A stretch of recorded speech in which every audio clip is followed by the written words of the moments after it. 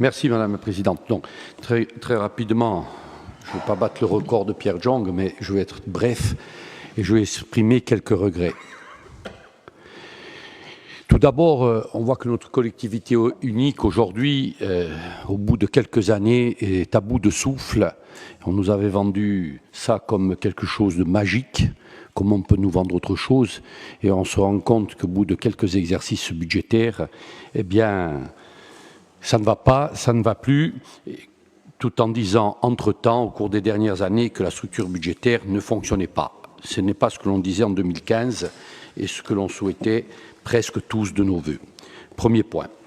Deuxième point, aujourd'hui, il est incontestable que l'on afflige une pression fiscale supplémentaire à la majorité des Corses.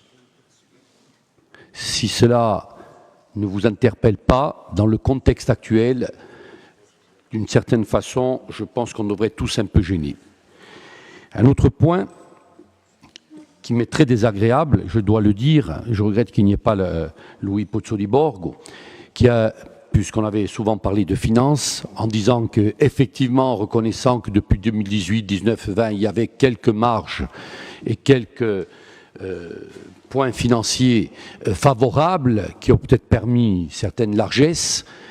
Moi, je regrettais, et je l'ai souvent dénoncé, certaines fois, on me disait que j'étais trop critique, parce que je soulevais le problème d'un manque de rigueur budgétaire et financière, qui est le cas dans d'autres collectivités, et je ne suis pas là pour exonérer qui que ce soit. Je suis toujours très clair dans mes propos et je suis prêt à assumer beaucoup de choses. Mais quand même, nous devions nous réunir, et il était même question de dédier 2 ou 3 commissions des finances à ce sujet. Cela avait été relayé même par le président de l'exécutif.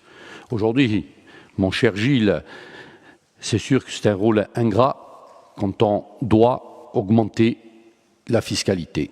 Ça fait jamais plaisir, je mets à la place de certains maires, mais aujourd'hui, ce que subit la collectivité de Corse, nous allons tous le subir. Et si je suis le raisonnement que j'ai entendu, qui est écrit dans ce rapport, tout le monde devrait augmenter les impôts. Ça paraît logique. Eh bien non. Ce qui est regrettable aussi, c'est que pendant toutes ces années, on aurait pu peut-être faire un peu mieux en termes de gestion financière. Je l'ai dit, je le maintiens et j'en suis encore plus persuadé aujourd'hui. Mais quand on propose une augmentation fiscale de cet ordre, et je le dis, ce sont les Corses qui vont la subir, dans le contexte, je le répète, encore plus difficile et pour les années à venir vont être aussi très compliquées. Si en face, on fait preuve d'économie et en même temps, on dit qu'il y a un vrai projet de société avec de véritables investissements et on dit voilà notre programme d'investissement et pour y parvenir, parce que vous nous le demandez, pour vous satisfaire, nous sommes obligés de passer par là. Mais en plus, il y a cette carence qui perdure où on entend dire qu'il y aura encore moins d'investissements.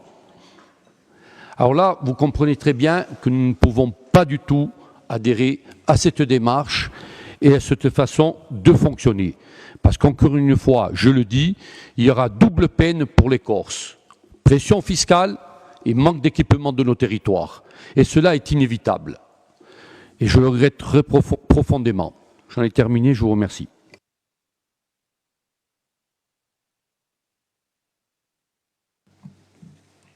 Parfait. Concernant la maîtrise du temps, sur le fond, peut mieux faire.